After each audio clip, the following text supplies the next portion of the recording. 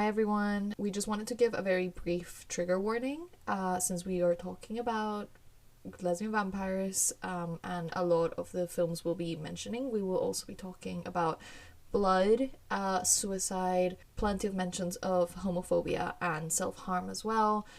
So just keep yourself safe. Feel free to skip parts of this episode or the whole episode altogether, and we'll see you on the next one. So thank you so much and enjoy. I mean, this is a very appropriate joke, I think, for the Moth Diaries. And my partner's stand-up packs, they're very cool. They have a joke that is, like if my partner and I had met in high school, would we have dated? And their response is no. If my partner and I had met in high school, we would have had suicide pacts.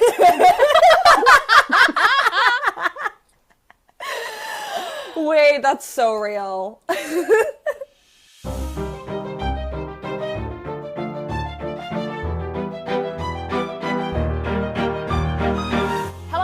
Welcome to the Gifted Child Symposium, the podcast in which two former gifted children use content creation as a way to fulfill our craving for academic validation. In this episode, we're delighted to welcome a very special guest teacher who is truly indulging this fantasy of ours by having given us homework to prepare us for discussing this episode's topic, lesbian vampires. I'm Felicia. And I'm Jean. And I'm Lulenoxx. So I'm going to introduce our guest briefly, because you will hear a lot from them because they are very smart. But I just want to introduce them professionally and then personally. In their own words, Lulenoxx is, and I'm quoting from their literal bio on Film Freeway, a queer, non-binary screenwriter and director. Their work focuses on the liberation of queer characters, the celebration of all things strange, and writing the stories they didn't have as a child. Among many honors and awards, Lu was recently selected to pitch their project at Series Fest. They were also a winner of the Panos Marilyn Horowitz Screenwriting Award and received development from Stowe Story Labs, Cine Story Foundation, and Athena Film Festival's Writers Lab. Besides that, Lu is a dear friend who, for the past year and a bit, has made California feel more like home for me and has definitely, helped me imagine and embrace a future just like in a personal way as like a creative and as a queer person, and I love them very dearly. We connected over a networking event over a year ago, and then when they visited London, they met Felicia, and we just, I think Felicia described them as the most like specialized person they met or something.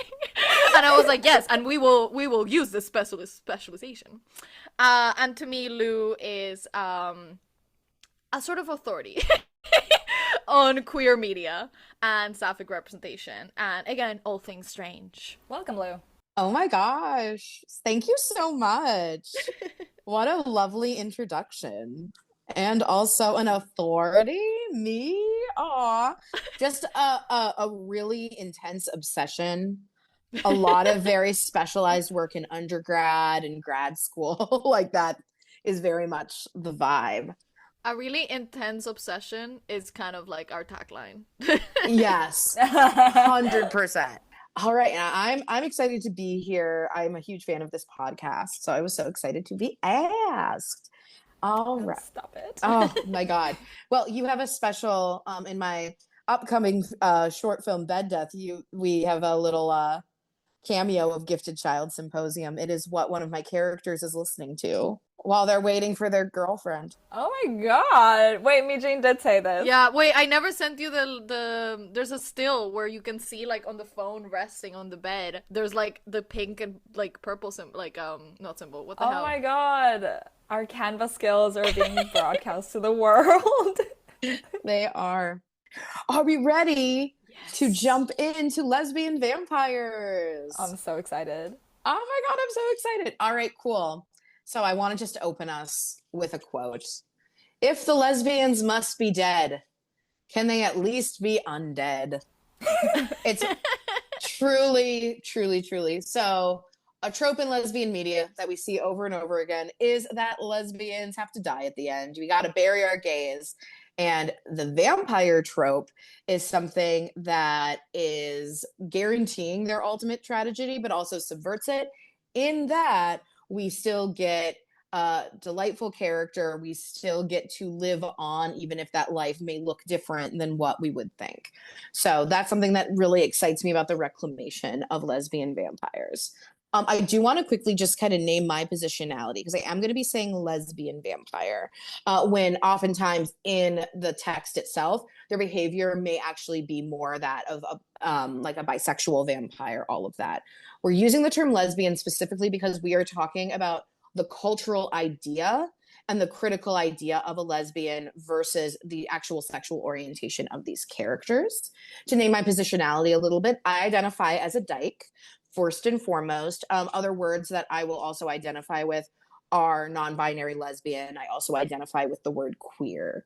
So just to kind of name that. So we're not going to be talking about pieces of media that portray a lived experience of folks who identify as lesbian. For that, go and look at the work of like Cheryl Dunye, Dee Rees, Alice Wu, some Leslie Feinberg and Minnie Bruce Pratt, which are my favorite historical queer couple, Audre Lorde. I could go on and on. But those are the folks you want to be looking at if we're looking at lived experience. We're going to be talking about the trope of the lesbian vampire. There are two quotes I would love to open with. So, Mijin, can I have you read from our quote sheet, which I provided our folks? Could I have you read the first Vampires to Violet 1992 quote? It's on the second page. I'll go ahead and give it a little highlight. Oh my God. We're so back at uni. I'm obsessed. Yes. No, and also I like reading this because I like just the first three words. I self-identify as a lesbian, and I think this is correct. So, Vampire to Violet, 1992, and I quote: "Lesbians are sharks, vampires, creatures from the deep lagoon, Godzillas, hydrogen bombs, inventions of the laboratory, werewolves, all of whom stalk Beverly Hills at night. Christopher Lee in drag in the Hammer films middle period is my ideal lesbian." And this is Bertha Harris. Amazing. Yes. And then I would love, Felicia, can I have you read the apparitional lesbian quote that I have right here? It is the longer one.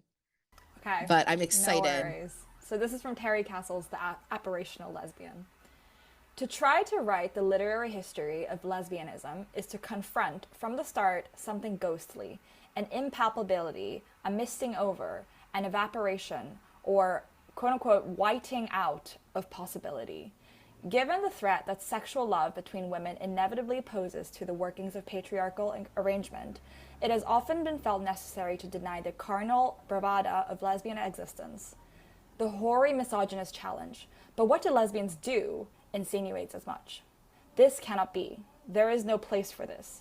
It is perhaps not so surprising that at least till 1900, lesbianism manifests itself in the Western literary imagination primarily as an absence, as chimera, or a more impossibilia, a kind of love that by definition cannot exist. The literary history of lesbianism, I would like to argue, is first of all a history of derealization. One woman or the other must be a ghost, or on the way to becoming one. Passion is excited, only to be obscured, disembodied, decarnalized. The vision is inevitably waved off. Panic seems to underwrite these obsessional spectralizing gestures.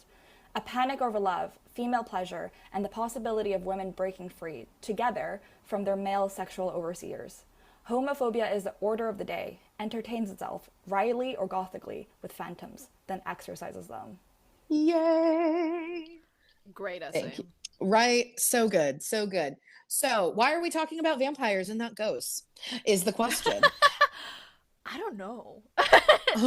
One answer that I have is the fact that, and I'm going to do a little quote from Andrea Harris, who wrote a delightful book in 1992 called Vampires to Violets. Outside of male pornography, the lesbian vampire is the most persistent lesbian image in the history of cinema. And I would argue that that is still true, especially with the fact that we continue to come back to the lesbian vampire as a symbol of a lot of different things. And I would argue it all comes back to one piece of literature written in the midst of the Victorian era, a novella known as, and I guess it's... Not you prompting. Pick me. Felicia, you go. Oh my God, Carmilla? Yeah, Carmilla, uh, a novel The by yeah was great. yeah, a novella by Joseph Sheridan LaFanu. I have 1872 in here. I've seen some people say 1871, 1870s, one of those 2 years. Cool, cool. Which, of course, we then have in the midst of the Victorian era. So I'd love to know, do either of you know what Queen Victoria had to say about lesbians directly? The Aboriginal lesbian. Mm-hmm. And I wish I have it somewhere, but I think the idea, the image is that she went, how could this happen? Or how is that even possible? And then one of her little, like, people in the court had to, like, kind of comedically, like, rush to her and whisper in her ear, like, it is possible, madam. They be scissoring. And I think Literally. that's historically accurate. Yes. Yes, yes. The historically accurate phrase was they be scissoring. Yeah, exactly. 100%. Yeah. So, And sucking people's blood. Yeah. and sucking some folks' blood. So, at the time that this is written, we're looking at the Victorian era, which obviously, when people think of the Victorian era, the most thing that people think about is lay back and think of England as a phrase when it came to female sexuality and female pleasure. It's a deeply repressive time. We're also looking at the tightening of things like buggery laws. This predates the Oscar Wilde trials by 20 years. However, it's still definitely in the zeitgeist that we are looking at sexuality as a function of family. We're looking at it as a function of reproduction, and particularly for women, like the idea of being pregnant in public even was considered obscene. They would wear outfits that would try and obscure the fact that they were pregnant, because even understanding that someone had to have sex in order to have a baby was considered a big deal. And Queen Victoria is a lesbian denier, doesn't believe that lesbians can exist, which is why, as particularly in England, if we're looking at this from like a Western point of view, the buggery laws specifically target gay men and men, engaging in homosexual acts versus women. And that had directly to do with something similar to what Terry Castle is saying in The Apparitional Lesbian, the erasure of lesbian sexuality as something that is impossible. However, we do have our friend Carmilla. Does anyone want to give a brief, like, synopsis of what's going on in this little novella that has, spawned a million adaptations? I haven't read it. So No worries. Yeah. I read the. I did look at the Wikipedia. Yeah, exactly. I read the first half, and then I looked. I'm more than happy to give an explanation. It's totally Yes, fine. please, Professor. I will do it. Yeah. So we have our friend Laura. Laura is hanging out in her little isolated village, and she's like, wow, if I could have a companion, that'd be so dope, because I'm so bored. And then all of a sudden, there is a big giant carriage crash, and this mysterious figure, Carmilla, shows up, and immediately they have like a very strange connection, these two women. Laura is sort of the picture of whiteness, is the picture of purity, often portrayed as blonde, blue-eyed, this very like basically an image that is ripe to be, used to be unpurified, all that fun stuff. Carmilla shows up and is very much a symbol in a lot of ways of like this Eastern European wealth. Shows up and they start to have a really close relationship. And then also Laura starts to have these dreams, and starts to become physically weaker and weaker. I will say something that really stands out to me about the original Carmilla. And we've seen a lot of empathetic portrayals of her, but we've also seen her really be portrayed as a predator.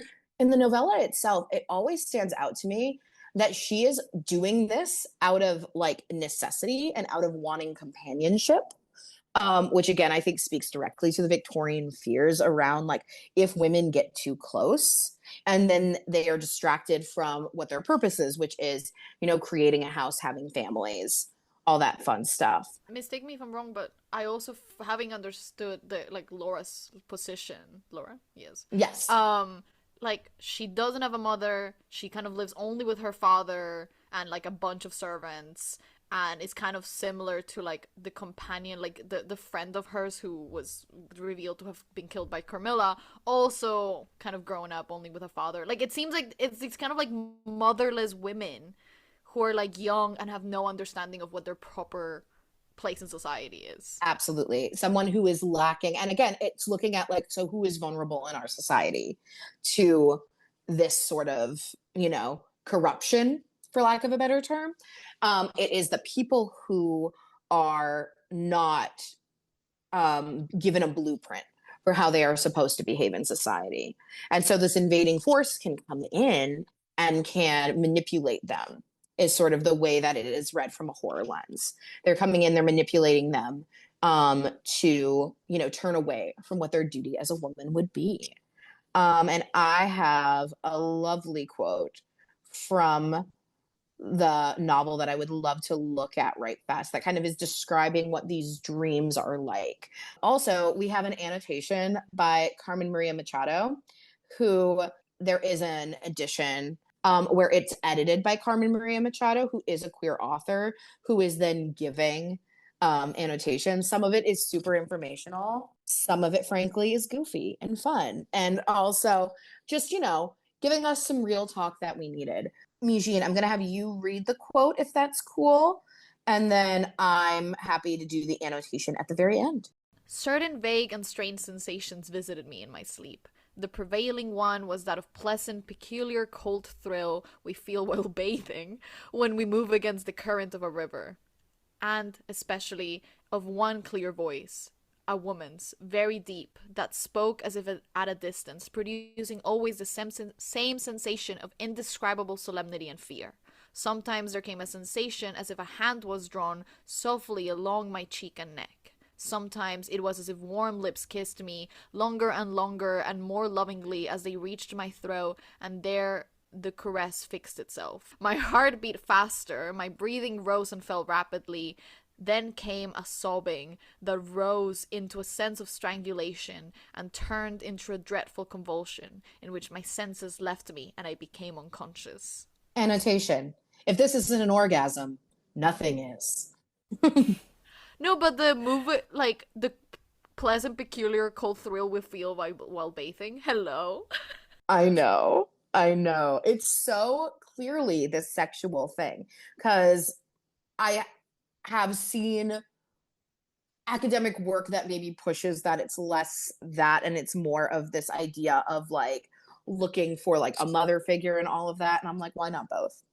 I do think that this is something that this is a piece of text that really pushes this idea of, a lesbian existence existing, one, but also like we have this deep pleasure, but also it's an existence of loneliness. Carmilla is going from person to person trying to find this companion. It is a rough one. And this is something that has bred, 1,500 adaptations. It's something that is continually going back to. And also, it predates Dracula, which I feel like, yeah. And Dracula, which is also a very queer text. I would say that's a bisexual vampire for sure, is Dracula. However, this is sort of where it starts and then where it goes from there, especially as, media and visual media becomes much more prominent. So with that, I would love to sort of shift into what happens when we start to get more visual media, particularly looking at Dracula's Daughter, which was part of the homework. The required reading. Felicia, I'm just going to have you read. It's the highlighted portion. It's the American Film Censor quote. So the environment that is happening in the time that this is being made. So this was made in 1936. 1934 is when the Hays Code goes into effect. The Hays Code was a production code that was specifically targeting storytelling, visual storytelling through film, that was looking at, what does decency mean in terms of this? So I'd love, Felicia, for you to read this quote from our friend Joseph Breen, who was part of the American Film Censor. Yeah, he seems like a really fun guy. So he says, cocky. Correct. Sorry.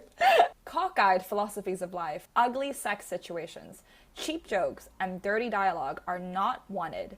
Decent people don't like this sort of stuff, and it is our job to see to it that they get none of it. Exactly. So he's the one going in, taking out all the fun. So it's very, very silly. However, this code was technically like in practice until there was a certain point where they kind of stopped following it. But and then it got replaced with the MPAA, which is now where we get our film rating. So like GPG.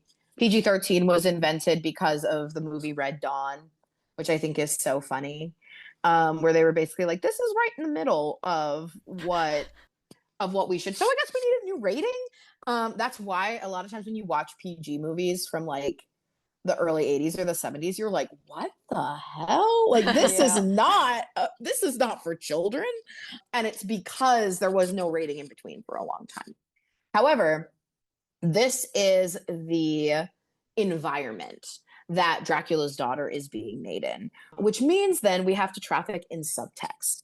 And vampires are, if nothing, a great vehicle for subtext. So I would love to hear your all's like reactions and thoughts about Dracula's daughter, which is a direct sequel to the Bela Lugosi Dracula, opening with Van Helsing desperately trying to explain himself and being like, I promise this was a vampire. So it's very, very silly. But yeah, so I'd love to hear your thoughts. I mean, I'm not a film connoisseur. This is maybe the oldest movie I've ever watched. 1936, baby. Like, other than that one clip where they go to the moon. You know what I mean? Like, I've never seen, like, I'm not a film person. That one clip where they go to the moon to refer to. You know? Trip to the technical name for it. What's it called? Trip to the moon. Thank you. Anyway, so this is like one of the earliest movies I've ever watched, if not the earliest. And I think I described it as unexpectedly relatable and funny because, I mean, it opens with like a buddy comedy, like dumb cop, like, you know, good cop, dumb cop, whatever. It's a lot more like of a detective mystery than I expected as well. Like the focal point in the beginning, at least, is the police mystery around it. It's a murder mystery. So that was my initial reaction to it. And yeah, I just found it really oddly relatable. What about the For gay? sure.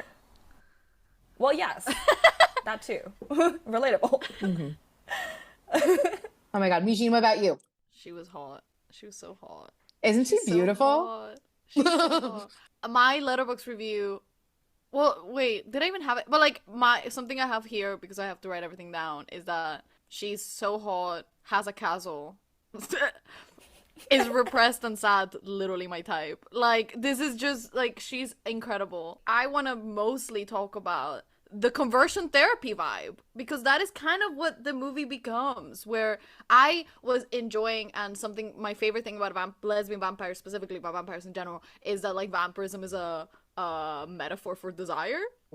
So when she refers to her craving for blood as her horrible impulses and her cravings, I was like, that's just lesbianism. Like, that's so great to just be like even in a self-hating way, we're still naming an impulse that comes from within, kind of like homosexuality. So I was like, great, incredible, amazing. But then the whole film becomes like, can I get cured from that?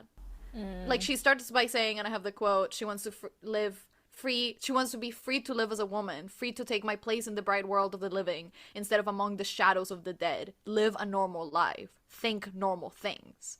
So it's like she wants to be straight so bad. And in the way, that's what the film does. Like, not does, but like that's what the film like becomes. So I want to talk about that.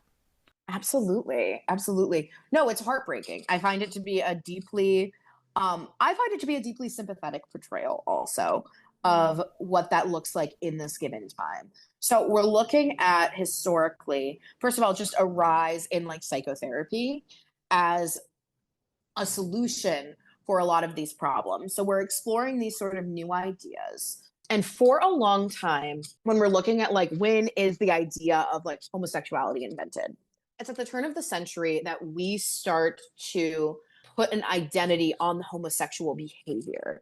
Because for a long time, I mean, when you look at things and you're like, oh, ancient Greece, ancient Rome, very gay, that would not have been a behavior that would have been like pathologized and there wouldn't be a label on it. It was just behavior, which was considered a separate thing. Certainly there was behavior that was more shameful than other behaviors, but it wasn't, again, seen as like, well, that defines you and that's part of your identity, which is also why when we're talking about queerness from a historical standpoint, keeping in mind that, you know, everything is a social construction. So like the identity of lesbian is a social construction. I think it's an important social construction, especially under patriarchy, and it is indeed a construction. So one of my prized possessions is I actually have a book that it talks about like the history of being an invert from the 1900s, which was a phrase that was used to talk specifically about, I would argue, dykes, which is like gender non-conforming lesbians whose behavior spoke more to that of what we would maybe say a top, but at that time, like the person who was taking on the masculine role, an identity that could be used as an invert.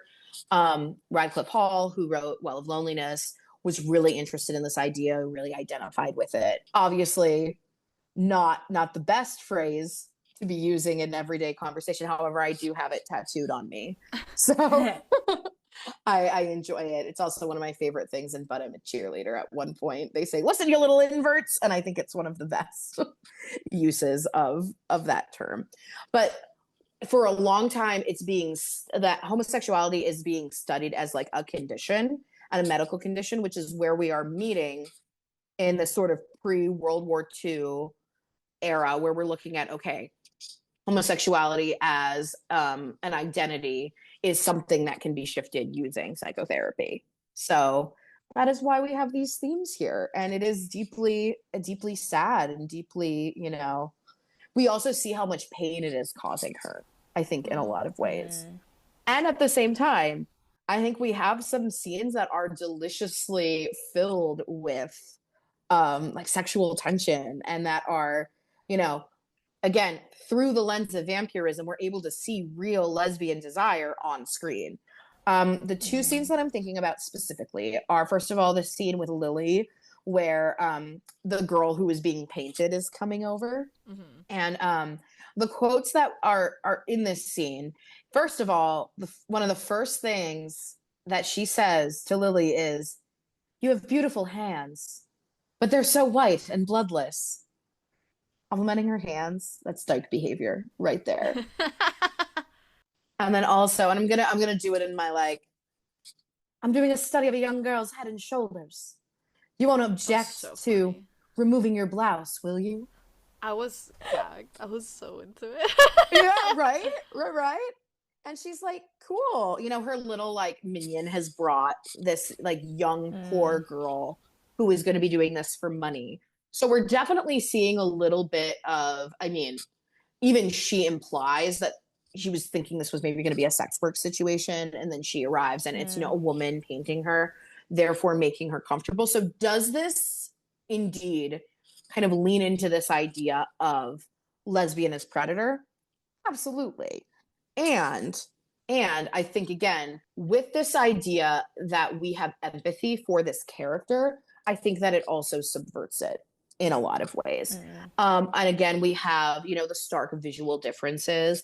We have, you know, the dark, clearly Eastern European coded woman who also, mind you, is wearing these fantastic couture gowns throughout the entire movie. The fashion in this movie is incredible. So she's dripping with wealth. So again, we're looking at like this idea of vampires as aristocracy from a foreign world coming into London and preying on this poor, young, again, blonde, innocent girl who just, you know, will do anything for a sandwich and will do anything to sit by the fire and just be warm for a moment. And then, of course, you know, Lily turns to her and goes, "Why are you looking at me like that? Won't I do?"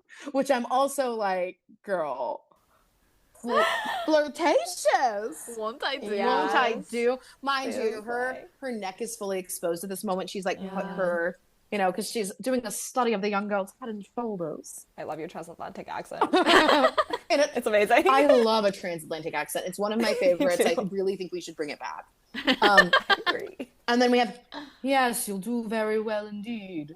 Do you like jewels, Lily? This is very old and very beautiful. I'll show it to you. And then that is when Lily's repulsion shows up. And we have Lily, you know, don't come any closer. I don't want to do this anymore. However, I find the jewel to be such a direct, like it's so vagina coded. Yeah, I was gonna It's- say that. Yeah, right? Like it's very much this idea of like there's this tension. And then at the point of when we're actually becoming sexual, that is the moment where the repulsion shows up and it's, oh, you're a monster, go away from me. And then of course we just have her wide-eyed stepping into frame. Stepping out of frame. And then camera pans up as we hear Yeah. like, but there is something about that also that speaks to, I think, this idea that we have about a lot of women.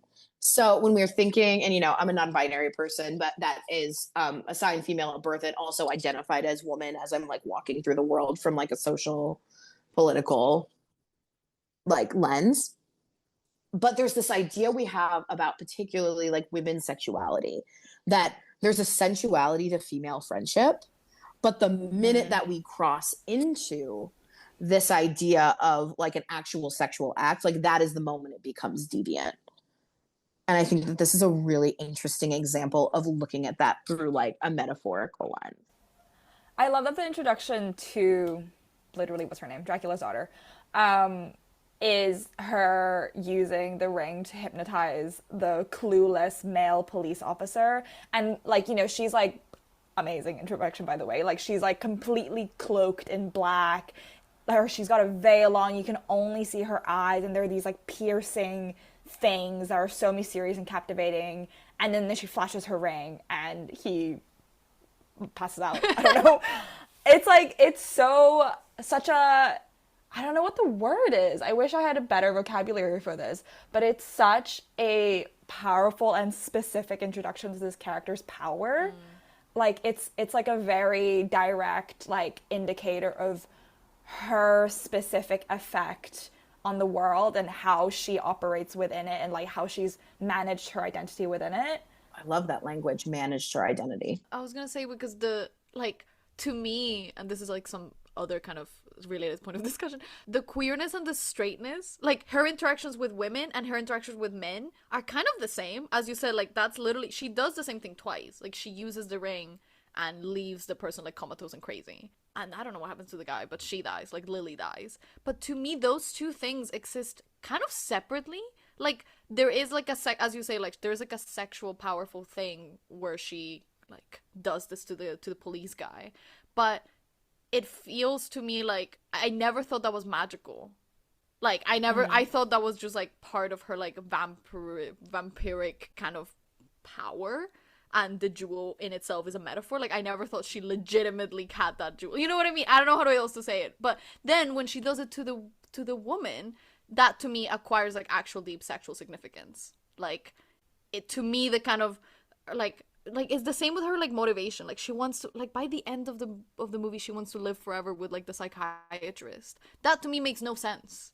That to me is like plot excuse, you know, like this is, we're giving her motivation because she feels so deeply queer. So even if there are like mirrors of each other, those two scenes, one of them is like a display of her power and her identity, and the other one is her display of her queerness. Like I don't think she's actually flashing the guy, but I think she is flashing the girl. And that is, I think, a very anachronistic way of saying it, just because I want to see her as, like, incredibly queer. But that is how it feels. Like, to me, the straight thing feels like an excuse, and the queer thing feels like subtext. Let's talk a little bit about why the Hays Code would make that a thing. So one of the rules of the Hays Code had to do with, like, you could imply deviant behavior, but then that character needed to be punished. So either that character needs to be punished or needs to like return to a good life.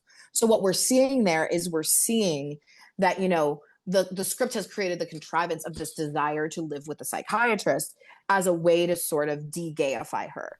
Like, we can show how deviant and awful the gayness is, and we can like, so I mean, in a lot of ways, when you think about the way that, you know, storytellers were having to operate in this space, you could show really genuine moments while then immediately having to, you know, contradict them with your plot. So I think there's also that. And so keeping in mind kind of the container in which these people were working in, I think is also a really important element to what this looks like. Just to quickly highlight another scene, there is the scene where, you know, Janet, who is kind of the like psychiatrist, so we have this other woman who exists, and also in this case we don't have like the same class disparity that we have with Lily, where Lily truly is just a victim. And there's this scene where, you know, she kind of has Janet in this hypnotized state, and she's staring at her, and she's like moving closer and closer and closer. This is was quoted by a film scholar named Ellis Hansen as it's the longest kiss never filmed, which again, from the Hays Code lens, is really interesting because there were literally like limits to how long you could kiss someone. Oh, and like how long? How long was it? Let me quickly see. I'm gonna both need to of bring us in being another like, we need source to here. judge these kisses. We need details. It's so funny. Like, you can only peck. You can't make out, which, like, fair. It was 3 seconds. Legitimately a peck. Someone's standing with their stopwatch being like, 3, 2, 1. Okay, cut. Truly. So it was 3 seconds, and no open mouth kissing was ever allowed to be seen. So because of that, again, this moment, it feels more erotic than a kiss could ever be within the constraints of this time period, where it's just this prolonged, like, it's basically the prolonged, like, prelude to a kiss. Yes. Can I just say very quickly, the Hays Code is my favorite thing in the whole world because it lumps together the most insane things. It's like, Truly. no profanity, including words like God and Jesus. No sex. No childbirth. Like, hello? Like, and then no ridicule of the clergy, but also no murder. Like, it lumps all of it together. No 4-second kisses, and also no drugs. Like, I don't know. I just love that they are all the same according to this code. My favorite thing in the world. Well, it's because, and I mean, let's be real, a lot of the Hays Code was also pushed forward by the Catholic Church. Oh yeah, the guy who like made it up was like Presbyterian. Yeah. Incredible. Well, and the thing is that I will say this, and I think we are seeing, not to get overly political on here, but I think we would never. Conservatives and right-wing folks really understand the power of visual media and media in general and literature as a tool for social change, which is why that's the first thing fascists go for. They make art less complicated. They make it more censored.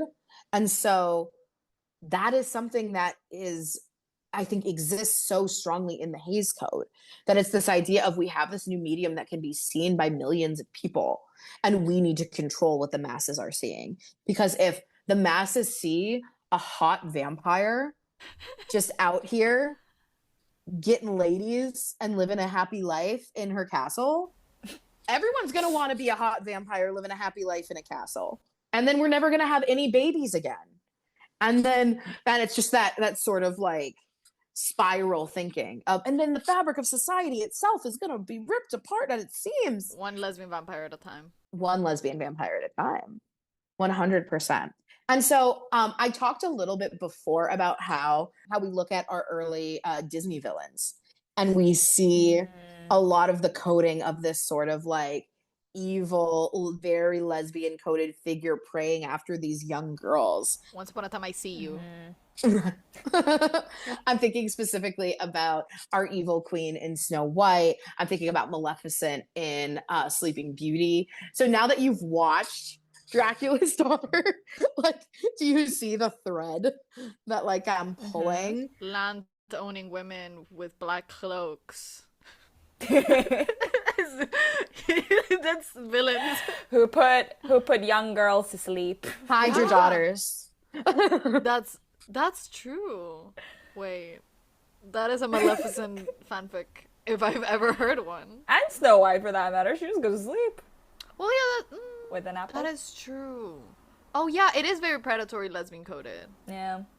So is the argument that, like, you know, and Disney was a bigot in a lot of ways, but like, does Disney have like an anti-predatory lesbian agenda?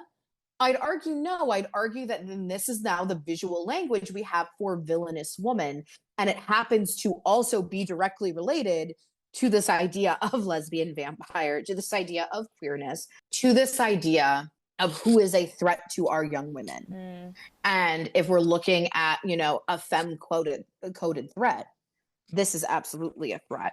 There's also a masculinity about it because of the land owning, because of the, like, not giving into the male gaze, because of the black cloak.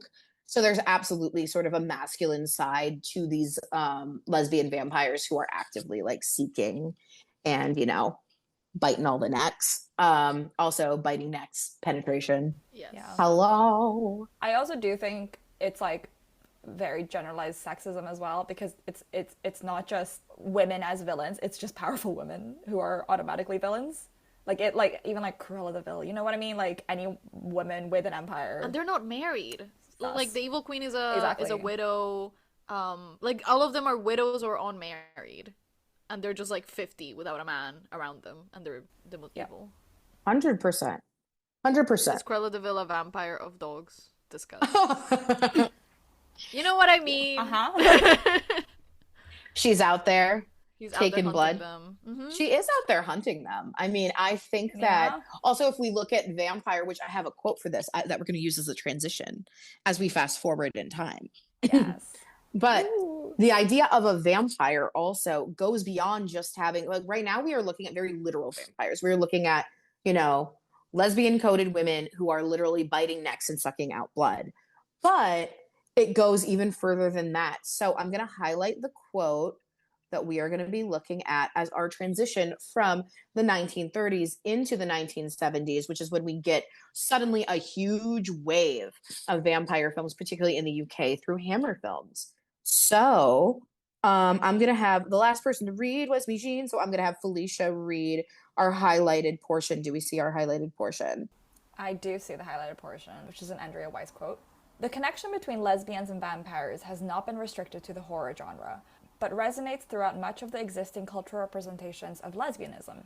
In a number of European art films of the 1960s and 70s, such as Ingmar Bergman's Persona, Sweden, 1965, and Rainer Werner Fassbinder's The Bitter Tears of Petra von Kant, West Germany, 1972, vampirism is suggested through the erotic relationships between two women, in which one woman takes over the personality or soul of the other. Is that how you pronounce Ingmar Bergman? Ingmar. Wow. Thank you, Swedish person. I've never heard that being pronounced correctly. Ingmar Bergman. Thank you so much for pronouncing it correctly. But yes, I love it. I love it so much. So that's something that we see with kind of the Disney villains, but also, again, it's this ongoing theme of like vampirism, but through its like, and again, this I think is a fear when it comes, and an anxiety when it comes to lesbians, that we then see in like 1980s sort of erotic thriller films. Things like where, you know, like your roommate is going to come in and steal your haircut and steal your man and is just trying to become you, which is very lesbian coded. I'd argue this is the idea that David Lynch is playing with in Mulholland Drive, which, yes, I know our feelings about that. And I think it's an interesting example, again, of what that looks The like. woman doubled, I guess. The woman doubled, all that fun stuff. So, yeah. So, as I said, we are now fast forwarding to the 1970s, where all of a sudden there are like 1.5 million Carmilla adaptations. And there's a lot of like evil twin vampires also who are like going. And again, we see this film of hypnotizing our victims. So I made you all watch. I didn't make you watch any of the Hammer films because I think they're delightful for like aesthetic purposes. as films themselves, they are clearly like a vehicle to get to the girl kissing. However, I did send you all a little scene to watch, which I think kind of mirrors a lot of the things that we see in Dracula's Daughter.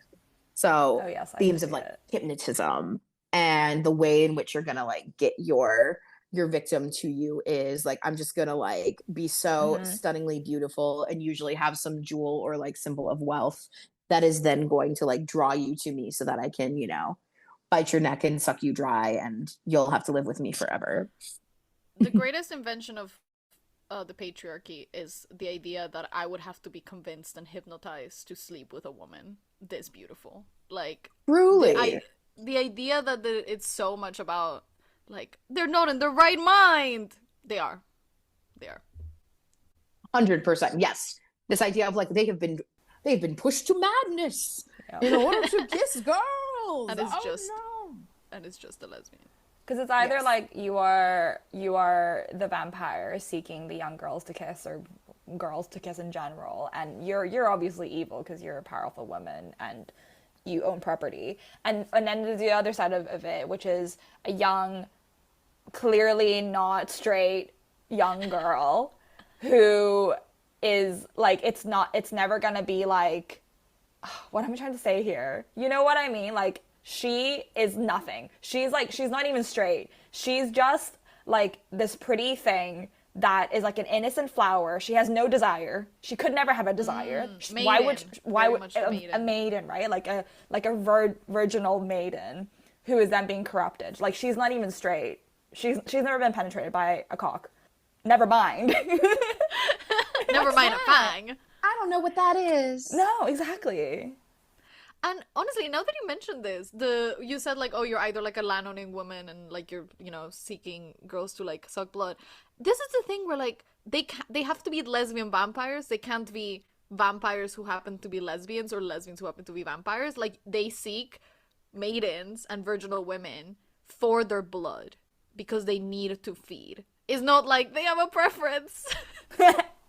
Like, they just happen to be gay. It has to be like they have to get something, you know, out of it, like youth or food. Well, and it's that connection. It's inherent violence. Sexuality and violence and death are like the three things connected. I'm going to read another Andrea Weiss quote to talk about that quickly. So, merging two kinds of sexual outlaws, the lesbian vampire is more than simply a negative stereotype. She is a complex and ambiguous figure, at once an image of death and an object of desire, drawing on profound subconscious fears that the living have towards the dead and that men have towards women, while serving as a focus for repressed feelings. So this is also, so why all of a sudden are we seeing a bunch of like borderline pornographic lesbian vampire films all of a sudden show up in the 1970s of all time? Well, and our friend Bonnie Zimmerman, who wrote in Jump Cut in 1981, is dubious of this, but I also agree with her that although direct parallels between social forces and popular culture are risky at best, the popularity of the lesbian vampire film in the early 1970s may be related to the beginnings of an international feminist movement. I would argue that absolutely we see a reaction to women starting to become more empowered. And then we have a new image of lesbian as villain. And that is the lesbian feminist who's going to come in and steal your wife, make her burn her bra. And again, all of these women who are like actively divesting from patriarchy and, you know, creating kind of their own ways of working. We also then see the ways in which the feminist movement then starts to reject lesbians. I think this is something that we don't talk about a lot. Early feminism was very dubious of having out lesbians or talking about gay liberation, which is also happening simultaneously, especially in the West. Of course, we have, you know, Stonewall riots happening in 1969. We have the Compton cafeteria riots and the Black Cat riots happening before that in like 1957. So this is a time in which we have multiple liberation moments happening at the same time. We also have civil rights happening at similar times and at similar wavelengths. And the feminist movement in particular, which was, mostly guided by white women, was like, no, it'll be distracting if we talk about intersectionality. So we need to focus specifically on, women's issues for women, and women also being defined as straight, and straightness being kind of essential to womanhood. So the lesbian becomes this much more mythical, kind of scary figure of like feminism gone too far. And so what do men do when they're like, that what kind of woman makes me uncomfortable? Let's make her sexy. Let's make her sexy. Let's make her hot. Let's kill her at the end. Let's kill her at the end. Very much so. This is also a time in which we're seeing like lesbianism and sadomasochism really like having a link in these kind of Hammer films. There's a lot of like dominatrixy type stuff. There's a lot of that kind of leather imagery, which, and let's not discount the history of, lesbian leather. Like that's a very important part of our history and a really important part of liberation. And at the same time, we're seeing that then taken and used for the male gaze through these sort of Hammer films. So it's a way to like engage with these ideas of liberation, but in a way that is safe and still repressive. And at the same time, something that is delightful about film and something that is delightful about visual media in general is that depending on the individual person, it's going to look really differently. I have these are our last two quotes for the day that I really want to talk about, kind of how can we reclaim these like 1970s Hammer films. So I'm going to have, Mijin, can I have you read the first one? We'll discuss and then we'll read the last one. Yes. So this is also Andrea Weiss, and she says, the dominant cinema demands that men do the looking and women are looked at. The lesbian vampire breaks through the cinematic relationship and actively looks. End quote. Mm-hmm. So regardless of this like repressive package that it's in, we're still seeing subversion, which I think is like delightfully complicated, and like one thing isn't the other. And then Felicia, I'm going to have you read this last one, which talks about the idea of camp and how camp can push through. Mm-hmm. So this is also Andrea Weiss. Camp creates a space for an identification with a vampire secret, forbidden sexuality, which doesn't also demand participation in one's own victimization as a requisite for cinematic pleasure. Yes. So being able to look at these through the lens of camp, or the lens of like aesthetically, this is pushed to such an extreme that like we can't help but kind of not take it seriously. That it then allows for particularly lesbian or other queer women to be able to look at this and still like get something out of it. So yeah. So that's the 70s. How do you think the lesbian vampire actively looks? Like, does that mean that the like through the eyes of the predatory like vampire we're looking? Is that what it means? Genuine question. Yes, I think that it does mean that. And I think it also means that they're piercing through sort of this idea that only men are able to have desire. So yes, it's through a predatory lens, but also seeing a woman actively look with desire is within its own, even within like this misogynistic connotation, it can still be seen as revolutionary, in that it's sort of like that, like accidentally, by making them so sexually available and so sexually autonomous, we like wrap back around to like actually liberation. Was it, and is that the intention? Absolutely not. Like the intention is to see sort of like nymphomaniac lesbian vampire. And does that mean that then, myself as like a feminist dyke, do I then have to like divest from that image? And do I now not get to think that that woman is hot because of the framing? Like, I think that that's then an ongoing question that like, as we're engaging with media, like the questions that we have about ourselves and all of that fun stuff. Anything else about the 1970s before we just sort of move on to like the 1980s and like touch on? I'm just obsessed with this idea of looking, because that is what I took away from Dracula's daughter. Like the eyes are such a focal point, like cinematically, like they're constantly highlighted and all of that. I also just think like this idea that the thing with vampires, and I'm sure we'll talk about this later, but the thing with vampires is that desire equals hunger, and hunger is a necessary feeling, and hunger is a necessary instinct.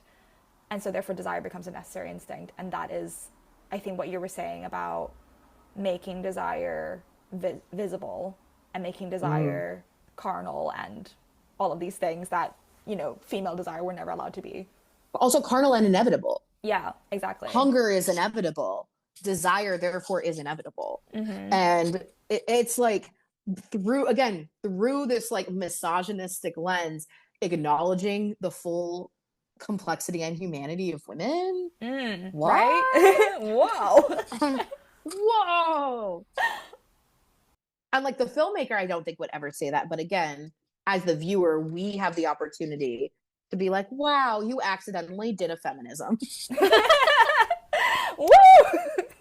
The history of lesbian vampires accidentally did a feminism. Truly, no, that is indeed like the history of the lesbian vampires. Accidentally, I made this super complex character who hungers and desires. And again, also, we constantly see the lesbian vampires similar to a lot of lesbians in media as like sad and lonely, but still full. And I think that is, again, we get to take what we want from it. And, you know, I'm sad and lonely sometimes too. Also prerequisite. Hunger and sad and loneliness, prerequisite for queer. Truly. But I want to say, perfect segue, Felicia. You said hunger, like, you know, vampires are just hunger and hunger is inevitable. The Hunger! 1983? 1983, yeah. There we go. I'm pretty sure. Let me double check that though, just so that we have our times right. But yes, The Hunger, where now we are also seeing, this is one, and you are correct, it's 1983, A+ Mijin. Thank you. So 1980s. Let's talk about the movie first, and then I'll put it historically. So this film, which is like a sensual sexual horror film, so fun. We're also seeing, I would argue, some mythology of the vampire that then we also get with like Anne Rice vampire, which is taking it back to ancient Egypt as a weird. Right?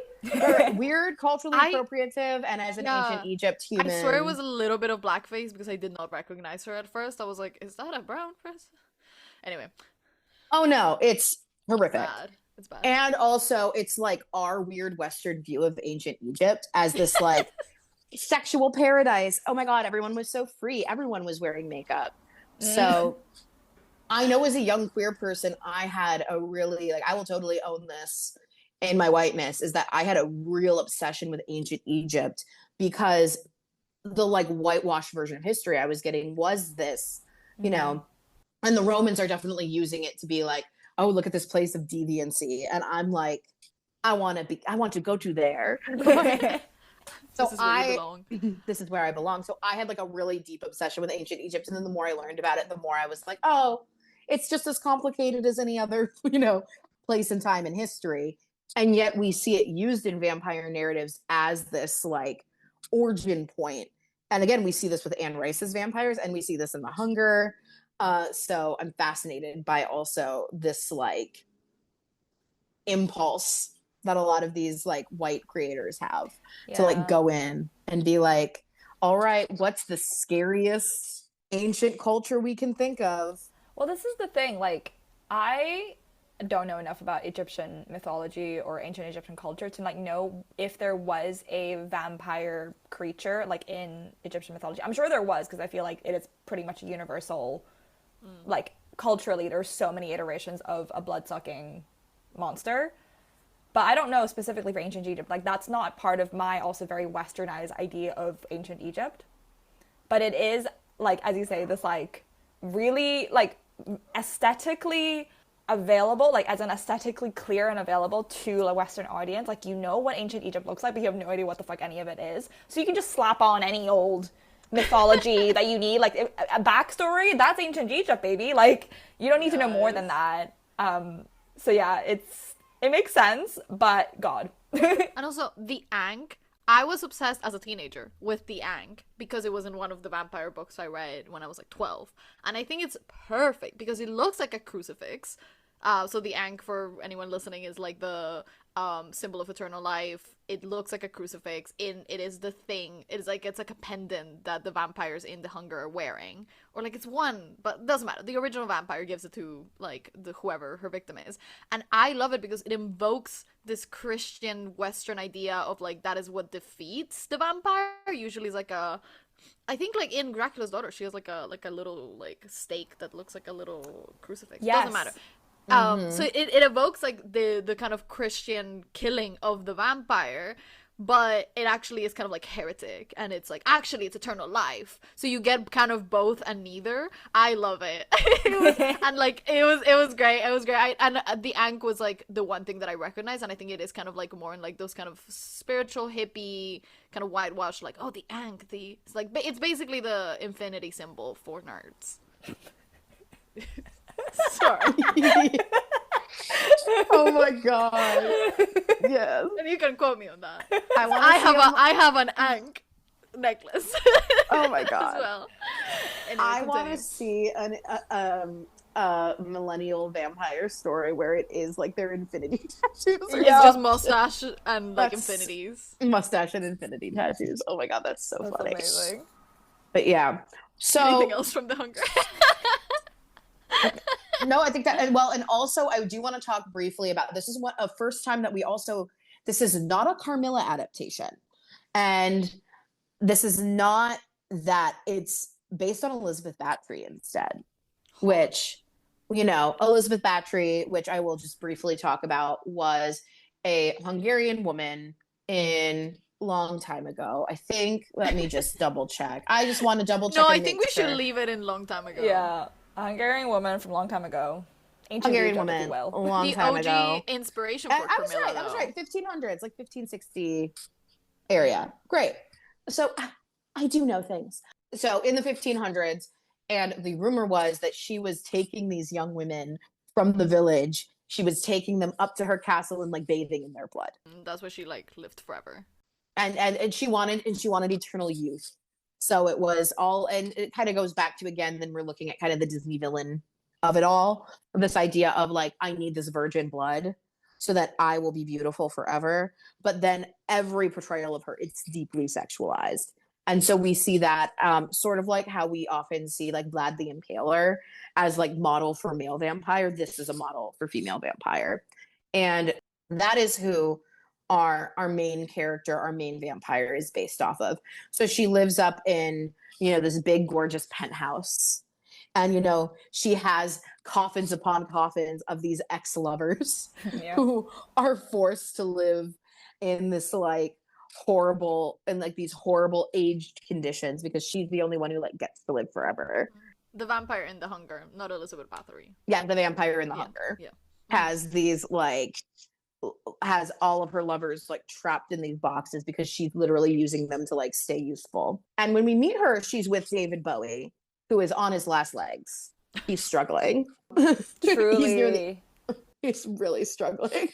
And then of course, her target, where first of all, we do indeed see a little bit of the predatory vampire, because at first she's grooming this child. Oh my god, yeah. But low-key, the child is so queer-coded. Anyway, not to speculate on the sexuality of children, but what was her name? Sarah? No. I think it's Alice. I'm gonna double check it. Alice was such a little queer teenager. Oh my god, yeah. Well, it's very much a Dyke sees Dyke situation. Yeah. Where it's like, girl, don't even in a few years. But obviously, it is framed in a predatory way. There is a way in which that cannot be predatory. But Miriam is framing it predatorily. And Sarah is Susan Sarandon's character, just to clarify. But yeah. And then Susan Sarandon, who is, kind of in her like mask glory in this, with her short haircut and her outfits, her suits.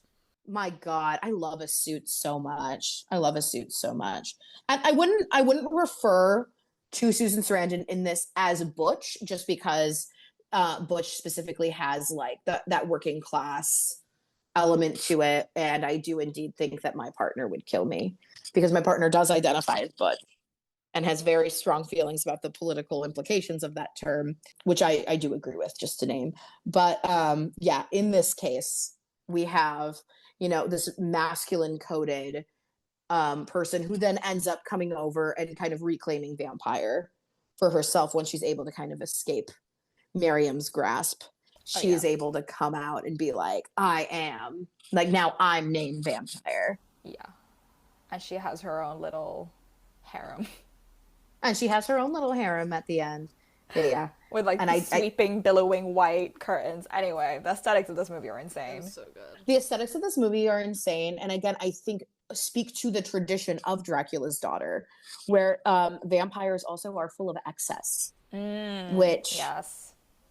Just much maximalism. Yeah. Which then I think is directly connected to this idea of like vampires are sexual outlaws and what happens when you indulge too much. Mm-hmm. If only lesbians could really do that, but sociopolitically, oftentimes that is a struggle. It's weird because I saw this interview where Susan Sarandon said that she thinks the point of the film is like, would you want to live forever if you're an addict?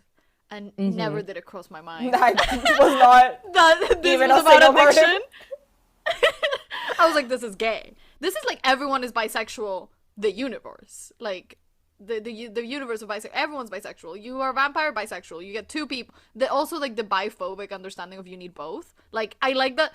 Miriam like is like man woman, yeah. And then Susan Sarandon gets both. Like it's so. I was like, what addiction, girl? To pussy? Like I don't get it. Like to blood. But yes, great times. To quickly just talk a little bit about where we are historically when this movie comes out. So we're in the backlash of second wave feminism, and the 80s shows up and they're like, capitalism is great. We love capitalism, and lesbians actually are all extremists. So great tune. Lesbian History, the musical. So this is also where we get political lesbianism. So political lesbianism is the actual thing that I think a lot of people are afraid of, which is people who are actively divesting from men to be part of lesbian as political identity versus like sexual orientation. Now, can those two things be similar? And are a lot of these people maybe queer women who are still divesting? Yes, I think that's true. I also, as a lesbian who loves having sex with women, I think that a lot of the political lesbian ideology speaks directly to the fact that, like, I think a lot of them don't want to have sex with girls, because this is also where we suddenly get a lot of this, like, sex negative political lesbianism, where we're getting, like, any form of penetration is actually sexual assault. So if you, as a lesbian, are participating in any activity that involves penetration, you are not only sexually assaulting your partner, but you're also recreating heterosexual dynamics, and you are just an expression of your internalized misogyny. This is what we're talking about when we're talking about like Catherine McKinnon, Andrea Dworkin kind of side of things. And that's speaking it from an American standpoint. And then of course we have turf queen herself, Sheila Jeffries, is also a big part of this conversation. And also just something I didn't say earlier, lesbianism has always been trans inclusive. And if you're not, get out. So let's be very clear. The relationship between like political lesbianism and turfism, I think, because it is so bioessentialist, like this is where we see also, I think, the very untrue, I would argue, stereotype that a lot of lesbians are turfs. So yeah, that is what's happening politically when The Hunger comes out.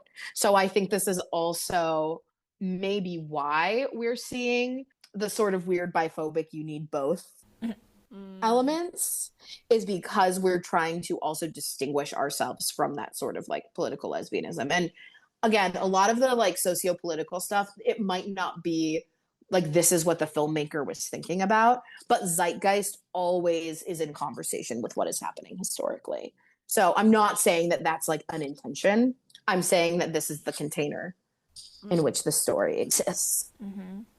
Can I don't think this is a real thing as well. I don't know if this actually influenced it, but 80s, gay, unfortunately the AIDS crisis, this idea of contaminated blood, and that they're like, they see that her blood is like with a strain of foreign blood that is like infecting her, was also very stressful and like homophobic to me. But also that's literally the, like, I mean, Interview with the Vampire utilizes, like, a lot of vampire stories utilize the same idea, and it's obviously before the like the AIDS crisis, this idea of like you have to ingest the vampire's blood in order to become the vampire. But the act, I don't know, it felt also very of its time, of like, I guess, I mean, she becomes empowered and great, and we love that she becomes a vampire, but it did give me that vibe as well. Oh, 100%. The fact that the transformation begins as like a fever, like an infection, like that was quite interesting to me. Like when her partner, I can't remember, he's her husband, the man. Yeah, Whatever same. his name is. The man. Literally can't remember his name. Tom? I don't know. When he comes to but... me like, she didn't come home last night, and like, where is she? And she's like, she's upstairs in my bed. Yes. And it's like, oh, she's like poorly. Like, I thought that was a really interesting manifestation of like vampirism coming into her system. Yes. And the fact that Miriam says like, you will forget who you are. It's like, it's not like it's like a virus that like basically literally turns her gay. Like, you will forget you had a man. Like, it's fine. Like, whatever grief you're feeling, you'll forget who you were, because like, I mean, I guess Twilight does something similar of like, you know, you go through it for like a day as the venom like enters your brain or whatever. But this is very much like a human disease, as you say, like a fever. Yeah. And disease has always been a part of vampiric myth. So I think there's also that, like, to be really clear, like, you look at like Nosferatu, we're looking at like, how do we explain the bubonic plague? Like, we're looking at that. So disease has always been in conversation with vampire. And then the fact that in the 80s, we are talking about this, again, the container of the world we are living in always impacts media. And so it might not be conscious, but I think that that's definitely a part of the conversation. And even afterwards, like even when they're in the edit, you know, being like, do we really want to like put this forward? And they're like, yes, we do. We do want to put it forward. So I think that that is also, yeah, I just think it's an important like part of the conversation whenever we are talking about it. All right, friends, are we ready to now fast forward to early 2000s nonsense? Love.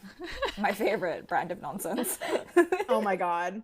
So our final assignment was to watch this movie called The Moth Diaries. It is based on a 2002 novel. And then this is the 2011 film version, directed by Mary Harron, who also directed American Psycho and all of that fun stuff. Yeah. So does anyone want to give a little plot summary of The Moth Diaries? What happened? I could tell you what happened, like in Yes. chronological order, I think, from memory. Okay, great. Could I make it make sense? I don't know. Truly, yeah. Nonsense. So the main character, whose name I've immediately forgotten, Rebecca, thank you so much. Rebecca's father, who is a renowned poet, has recently killed himself.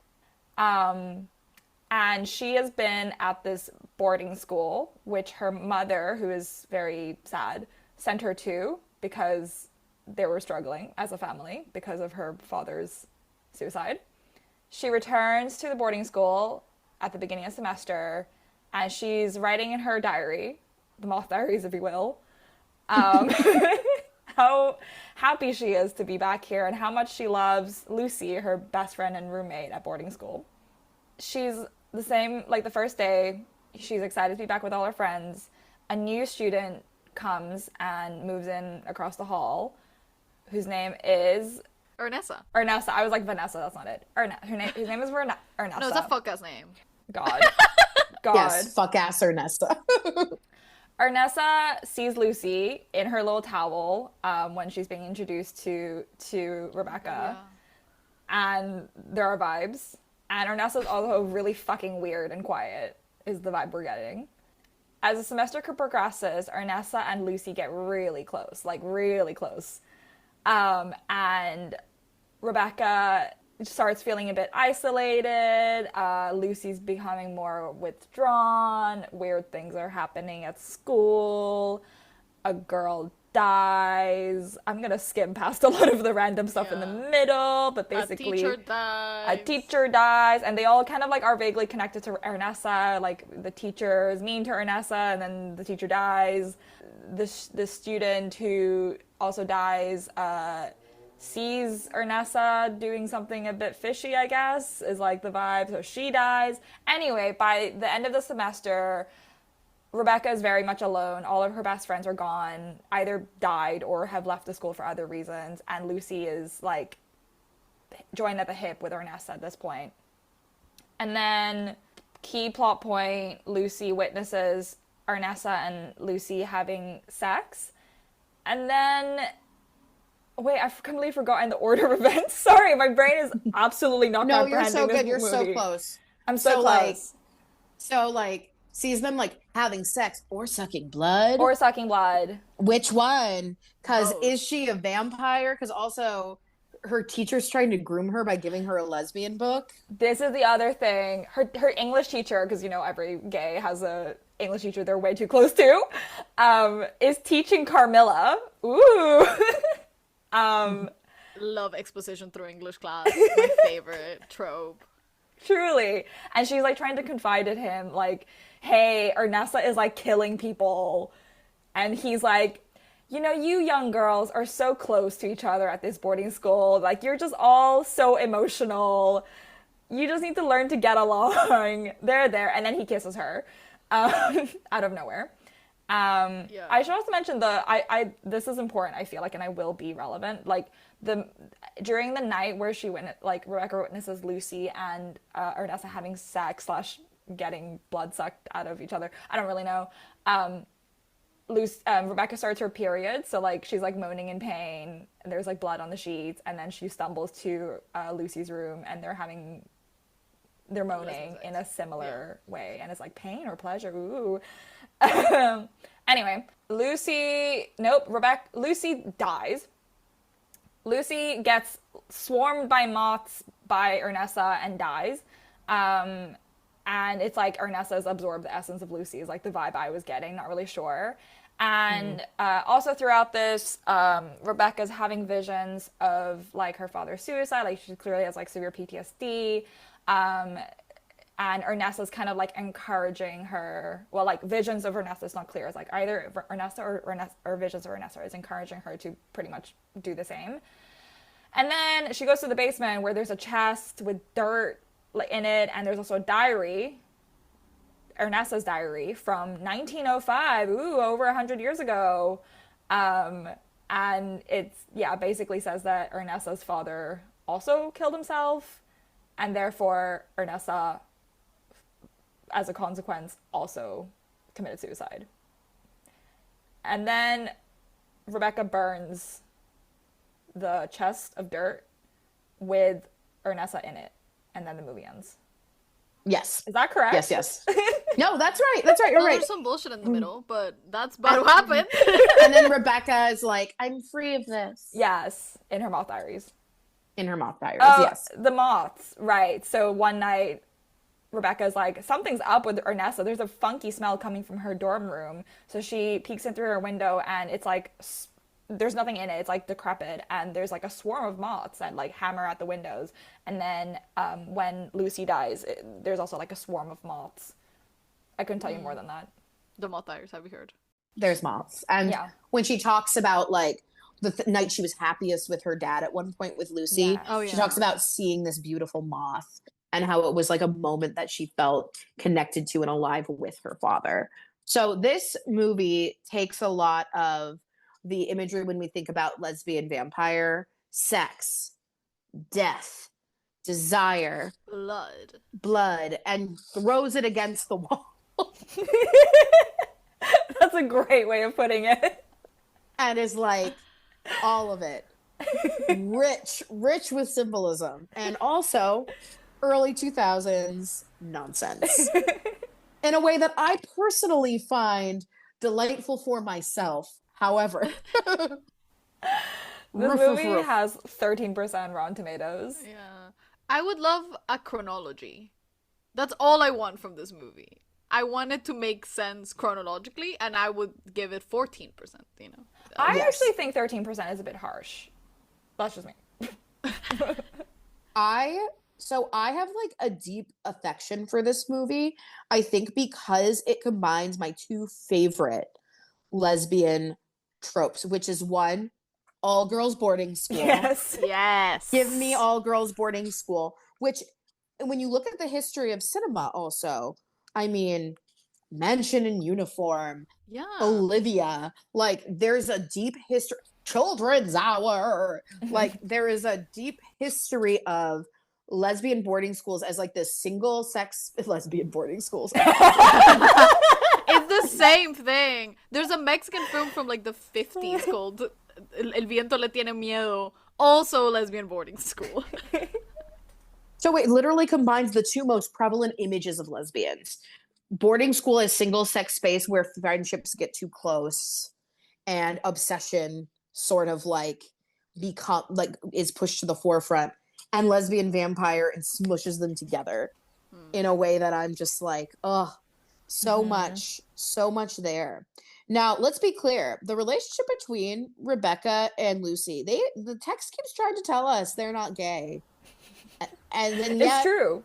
the first thing that they do when they get to their dorm room is Lucy takes a bath while Rebecca just hangs out. Yeah.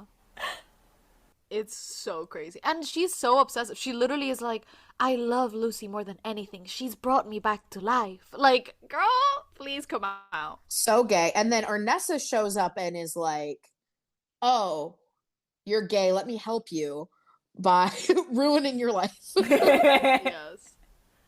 And I think this is my favorite thing about this movie is that it takes all of the things we've been discussing, like a love triangle, a vampire who comes in and kind of like, what's the name? Disturbs the natural order of things. Like, you know, like they disturb the relationships between the characters.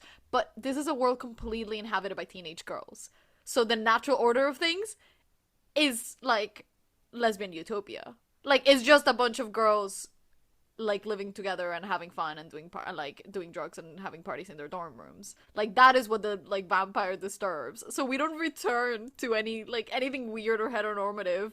When the vampire dies, it's not like a triumph of like the patriarchy, like, because we're in an all-girls boarding school. That is our normal. My girlfriend literally said, all-girl boarding schools are the dream because they're a world completely inhabited by women, devoid of male influence, and free from real-world responsibility. That is what we want. Genuinely. My favorite thing. Yeah. Yes. I also found the Moth Diaries interesting because it's like not just a lesbian vampire story. It's not just a vampire story. It's a ghost vampire. Like, what is that? Terry Castle is shaking. Terry Castle is like apparitional. The quite literal apparitional. She walks through walls. Genuinely so delight. And again, like watching this, so I watched this in the early 2000s, like as when it came out. I was really excited about it. And at the time I was queer, but I wasn't as like out and proud as I am now, obviously. And so it was such a like shock to the system also to see a world in which, because like the other thing that I think is so funny about this is, again, the text, it's very Hays Code. The text is continually telling us that like these are straight girls. And like at one point they like refer to one of their the one with the fuck ass bob. They refer to like one of their teachers as Dykey, who is literally like a Mansion in Uniform reference, and is like this stereotypical like fat butch, which I want to name as my type. So I'm here for her. I love her. And at the same time, there's literally a whole subplot in which one of their friends, not Rebecca or Lucy, one of their friends loses their virginity and is like to a man and is like, it's fine. I'm glad it's over with. Yes.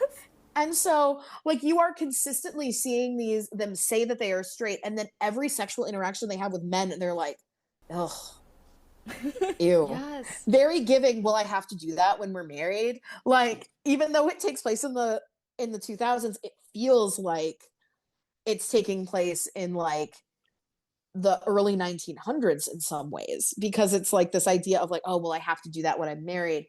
And then when we talk about, vampires or predators, we talk about the real predator Oh in my this Mr. god. movie, Davis. Mr. Davis, who is the teacher that shows up and is like a big fan of Rebecca's dad's Dad. poetry. It's And such then, a like, fuck-ass excuse. well, and also was like using that to groom her, like Yeah. really literally, I'll be your daddy. And Yeah. here's the thing I will say about this.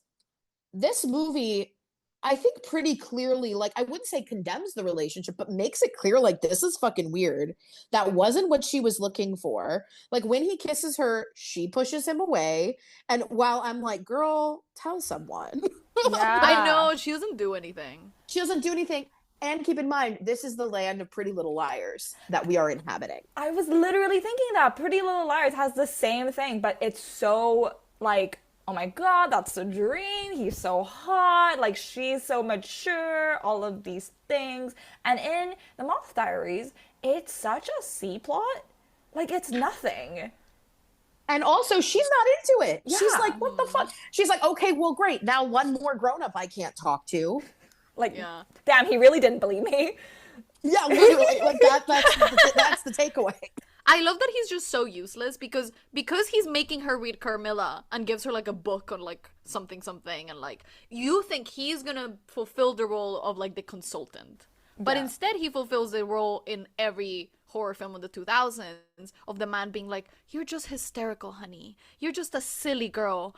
And like appeases her and he's just so useless. So she has to just be like, I gotta do everything. And I like that like there is no Van Helsing. There is no like male authority in this film. It's just Rebecca and her little diary for dear life. Like, they're all vampires and no one believes me.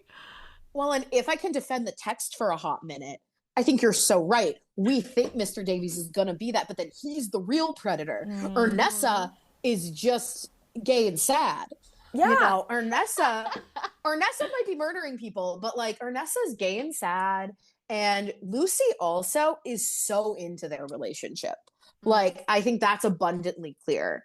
Is Lucy in a lot of ways, because when Lucy is under the influence of Ernessa, it again shows up as illness. She's sick. There's a point where she almost dies, and then Ernessa is blocked from seeing her, and she kind of wakes up again. We see this in a lot of, like, we see this in Dracula. We see this in a lot of other pieces of media. And Lucy immediately is like, first person I want to see, Ernessa. I don't care. Yeah. I like literally very much. It's like, in a lot of ways, I read as like deeply in love with her. And is like, I don't want to be of this world if I can't have my ghost vampire girlfriend.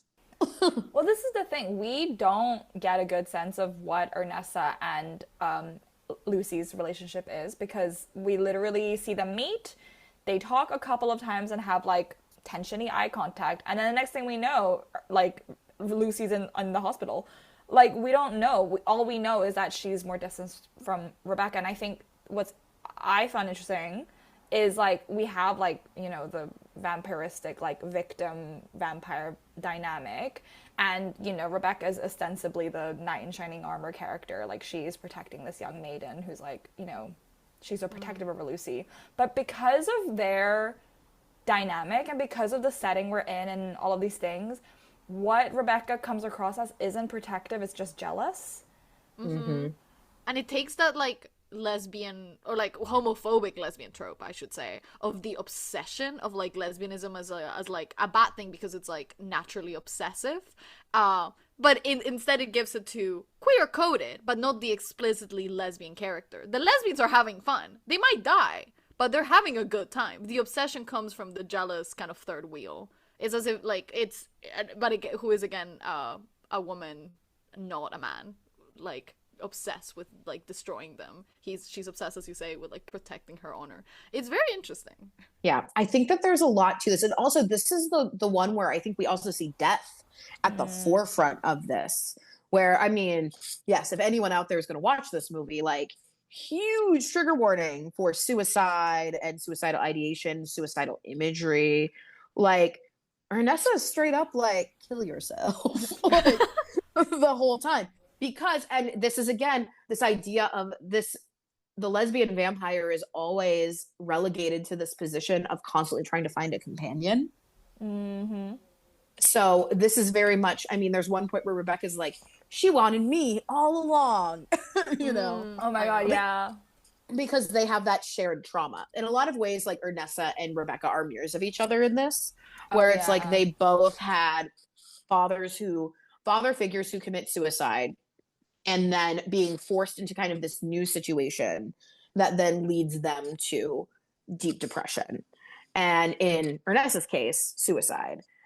So I think that is also another thing that this movie does that I think maybe some of the other vampire stories we're talking about doesn't, which talks about like what are the real consequences of death in this case and in this world. What do you think about the fact that like she says like she has freed them both? Because in a weird way, it could be read as like she has freed them of lesbianism, you know, in the kind of the more traditional sense of the vampiric stereotype. But it seems like she's like freed them of suicidal ideation. Like she's freed them of death through killing. I don't know how to feel about that at the end. Like it's a weird sense of freedom when she kills Ernesta. I think the metaphors are very mixed. Let's just I think they didn't know what they were doing. Let's just name this. I think that again, I think that they're trying to say a lot because this movie is so packed with imagery and story. And again, they took everything they wanted to say and threw it at the wall and it all comes out. So I think some of it does get crossed. I definitely think so. I think also keeping in mind that Rebecca leaves the boarding school, leaves the single sex location where romantic friendship is an acceptable thing. I think there is something to that. And again, if we look at it from a historical standpoint, so this film was filmed a lot in Canada, and Canada has had same-sex marriage legalized since 2005. However, the book that this is based on was written in 2002, where in neither Canada or America do we have same-sex marriage legalized. So the idea of like living a full-out gay life meant that you gave up a lot of the like social capital that we see today. And I mean, when this movie came out in 2011, we're still debating gay marriage. I mean, gay marriage isn't federally legalized until 2015. So the majority of the states in the United States were not here for it. So I do also see a level of it being the tragedy of going into a world in which, again, I'm leaving the single sex space, which Kate so eloquently put like is kind of this like dream space where you have no responsibilities, and entering into a real world where you have to kind of deal with the consequences of those actions and those feelings. And I guess that is what she faces, like literally the consequences of murder and or arson are like where we leave her of like now she has to have. That's true. Where she throws the razor blade out the window. It's so funny. She's just carrying this razor blade as if it was like a pendant or something. Like, this is the thing about what you were saying about the metaphors being so mixed in this, because Ernesta is like, she's so many things. Like, I don't know, I'm gonna try and list them and see what happens. Because like, there's that like one scene of like Ernesta and Rebecca standing next to each other, and Rebecca's like, stay away from Lucy, and Ernesta is like, don't we look alike? Because she's a creepy Victorian child. So Ernesta is like dark Rebecca, like Rebecca's PTSD in a way, like Rebecca's like worst instincts. Because, you know, if you read Ernesta whispering in her ear to kill herself, it's like, is that her own PTSD or is that Ernesta? Ernesta's also like Lucy's disease, like Lucy's, I don't even really know, like, because I don't really know much about Lucy, because she's just the thing that's being acted upon the whole movie, even by Rebecca. Yes. Right? And so she's like, Ernesta is just straight up depression, maybe? Like, what is that metaphor? And then Ernesta is also like this, like, Victorian haunting, like a very traditional ghost story. So it's like this place that's being haunted by her. and I will say that Ernesta's also witch.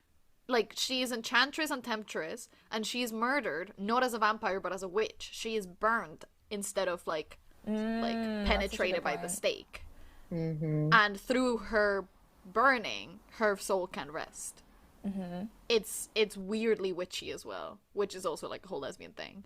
But then we have no inclination of, like, indication that she's a witch. Like, the entire time. Her powers come from her vampirism, not from any sort of magic, not from, yeah. It's very confusing. Absolutely. I like that she is everything. She's also, so with the idea of her being kind of the dark parallel of Rebecca, which I totally think is true. Also, she's the only one who can actively engage with Lucy in the way that she wants to. Ernesta has sex with Lucy versus, you know, Rebecca gazing lovingly as they're bathing. Like, you know, like it's also, again, I think this is back to in Dracula's Daughter, where we talk about there's a sensuality of female friendship, but the minute you cross the line into it actually being sexual, it is dangerous. And so Ernesta is the only one who can do that. And so in a lot of ways, it could be also, you know, exercising herself from the consequences of the feelings that she has towards Lucy, which are that of, like, all-consuming love. Because here's the thing, it does feel like that. I have been on record saying, this is a joke. This is a joke. Don't take this out of context. I'm like, I think lesbian relationships should be illegal until your brain is fully developed. I think it's too much. I think it's too much for your constitution. No, the homoerotic friendship that ruins your life, they're always fucking 16. I still dream about it. I have two distinct ones, great loves of my life. And, like, literally, I think as a writer and as a storyteller, I'm constantly revisiting those times because of how intense they felt. This is a very appropriate joke, I think, for the Moth Diaries. In my partner's stand-up packs, they're very cool. They have a joke that is, you know, oh, like, if my partner and I had met in high school, would we have dated? And their response is, no, if my partner and I had met in high school, we would have had suicide pacts.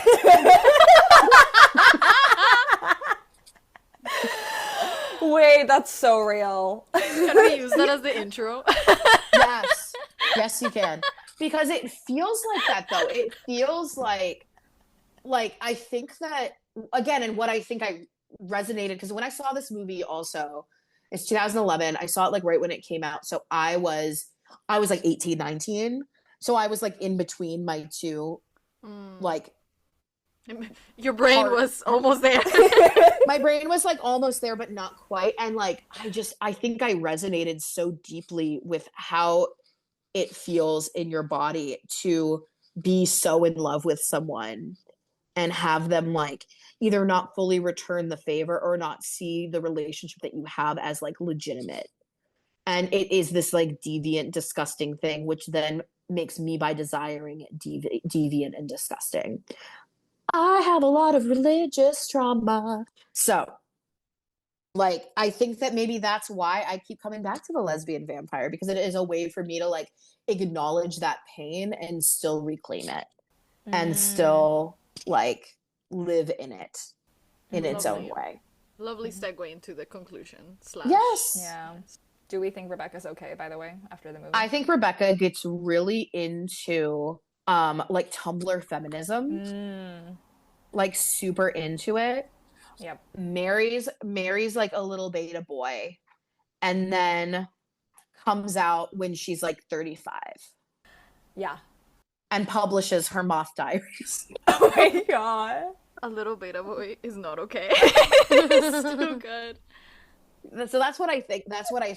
I think that she is so repressed by the end of it still, if we're looking at, you know, the very mixed metaphor as, like, all of my deviant desires are in one package. So, like, my mental illness and my lesbianism are so intertwined that I cannot separate them. I think that we're looking at a late in life lesbian, which we love and accept and bring in. And I think she's always talking about that bitch that ruined her life, Ernesta. And then, like, you talk to her a little more and you're like, oh, okay. Girl. And then Mr. Davis is fired from the boarding school because... Oh, he better be. Oh, she speaks Gross. out. Hashtag me too. Gross. Oh, yes. Yes. Coming from an all-girls school where this shit happens, they don't get fired. No, they get married. Ugh. Is what I've Makes learned me from so Jane. upset. Also, I mean, talk about invading force.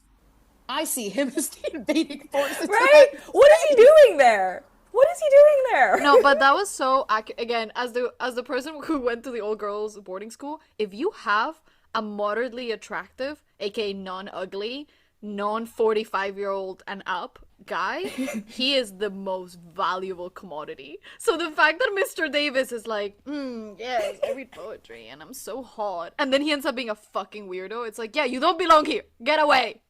So what is the future of lesbian vampires? Tell us, expert on lesbian vampires, and please talk about thirst. Oh, sure. Yeah. So, first of all, I think that lesbian vampires will continue to be an image and an idea that we return to. I mean, we see this in the super reclaimed adaptation of Carmilla, that, web series that then became lots of other pieces of media that came out in 2014. Shout out to Canada on that one. And then we have things like First Kill, where, still so mad that it was canceled. But yeah, so I think that we are just going to consistently see it. I also think in a time where I think we are going to be returning to a time in which our stories are best told through metaphor due to censorship. I also think that we are going to see a rise in the lesbian vampire.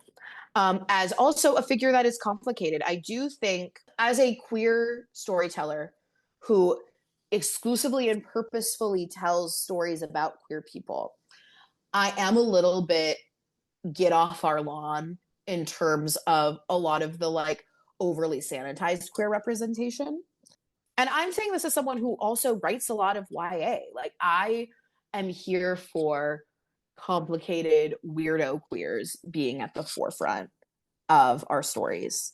And I think that the lesbian vampire is something that can help bring those stories forward. I will very briefly talk about a short film that I have written that has gotten some accolades. It was recognized by Austin Film Festival and Film Quest, which is a genre festival in Utah, now the biggest film festival in Utah because Sundance is no longer there. But yeah, which is an adaptation of Carmilla that also takes this idea of virginal blonde at the center, Laura, and shifts it to a whole butch dyke mechanic in the middle of the desert. And Carmilla shows up in our version of the carriage crash is that her car breaks down. And so they meeting in this desert location. And it's lesbian vampires in the desert being lesbians. And kind of the question at the center is the ultimate U-Haul of after one perfect night together, will you live eternally with me? So good. Thank you. Yeah. I'm excited. I would really love to make this short film. So if anyone wants to give me money out there, please do. At Lulenoxx on all the socials. Just yes, please, all of our wealthy patrons, all of 30 your wealthy of you patrons, give me that money. And I will make a fucking also deeply sexy lesbian. I would call it. It's like a lesbian vampire romance more than anything. And then. So the short is just the kind of Carmilla story ending with a fun little topping from the bottom moment of lesbianism. Of a question I was really interested in is how do you show consensual vampirism, particularly when we're looking at sort of the sexual dynamics of butch quote unquote victim and femme perpetrator. So that was something that I was interested in playing with. And then if I ever was to extend it to a feature version, I would be really interested in utilizing it to show the history of the late 20th century of lesbian culture in one movie.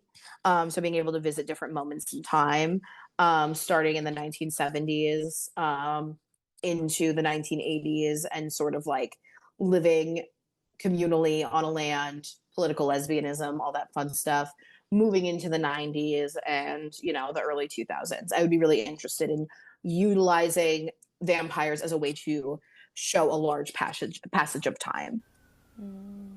How would you all like to see this trope grow and change, and how these characters sort of live? I love the drama of it. I just think because I think anything fantastical and sort of supernatural, you do have to, like, the things that you make, they do have to come with, like, suspense of disbelief and all of these things. So there's so much to play with there in terms of, like, really, for lack of a better word, exaggerated dynamics. And I think those dynamics are so, like, interesting to exaggerate and see what you can get from them when you take them to the extreme. That's what I've been getting from, like, all of the case studies you've given us today, like the drama of it and the different ways, and the drama of it emphasizes different aspects of the same sort of trope. I am also a huge fan of, like, YA, like, new adult, even if that, like, you know, is, like, probably the more modern word for it. I'm so interested in, like, the rise of romance and fantasy and those dynamics when it comes to, like, romance between a immortal creature and an immortal creature. I want to see more lesbians there, basically. I would love a big, bold romantasy with lesbians at the center. Vampire, not vampire, I think vampires are hot. That is most of my bottom line. I just think it's sexy. And I think Stephenie Meyer was onto something, not in at all the same way that we're talking about, but the blood sucking is, like, I'm into it. This is not a PG-13 podcast. Well, because I will say the one thing that I think a lot of the like Hammer films, like the 1970s Hammer films, got right also is they were like, yeah, sure, we'll, like, bite the neck, but also we're gonna suck blood out of the titties. I'm here for that. Yeah. Yeah, in Carmilla, it's on her breast. It is, yes. That's where the heart is, guys. Yeah. So the future of lesbian vampires is suck straight out of the boob.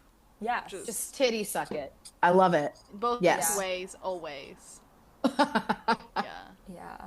I have 2 things written down for what I want to see for lesbian vampires, and one of them is very, like, I want vampires without male anxieties, because every single thing we've discussed is like, oh, it's the anxiety of, you know, Dracula's daughter who has power and owns land, therefore we need to kill her via arrow in a very penetrative, phallic way to, you know, kill this. And every single, even, like, Moth Diaries, I guess, is, like, it's also, like, the male anxiety of the hysterical, like, what's the name? Like, old girls boarding school. I want vampires without the existence of that anxiety. You know what? Give me death anxiety. Give me what like, which The Hunger did really well. What would it be like to live forever? I want those anxieties. Get the man out of that. And I guess First Kill was really good at this, but I want non-white, non-European vampires. Please and thank you. Please. Fucking Stephenie Meyer being like, yeah, they're all of color in my last installment, but they're all, like, still pale. Like, just do that. Anyway, let's get the non-blackface Egyptian vampire. Let's get Rami Malek back. Please. But it's lesbian. Rami Malek, bring, like, you deserve a better vampire role. Exactly. And then all of them, just get all lesbians and Rami Malek. That's what I want as a future of lesbian vampires. I want as well the like powerful women vampire as predator, as, like, I want that, but with, like, everything that you get from fan fiction, for lack of a better word. I want that trope, that dynamic, but with all the complexities that fan fiction blends those characters, like the depth, the trauma. I want the toxicity, but with the complexity. Absolutely. I'm always here for toxic relationships, because I think that most of our relationships are. Like, I'm not saying most lesbian relationships are. I'm saying most of the relationships human beings have with other humans have a level of toxicity to them. So, like, why are lesbian relationships? Why is it a special case? I think is my question always. And I guess, as you said, sadly, Lou, we are entering an era where it might have to go more into metaphor. But if I'm talking utopian, I want a world in which we can portray lesbian toxic representation or truly heinous, villainous lesbians without that being like lesbians as a political group of people should not have rights. Like, please. I beg of you, yes. That's the great thing about the vampire. We get off of her insane power and like not the anxiety of like, what if I was evil? The excitement of what if I was evil. And I wish that wasn't, we are in a place politically where that doesn't translate into the respectability of queer people. Oh my god, yes. Yeah, we can have nuance. Queer people can be bad people. Yes. A lot of them are. A lot of us are. Yeah. Like, I so agree with that. I so agree with that. So yeah, also I would love to see an intergenerational relationship between lesbian vampires without it being sexual.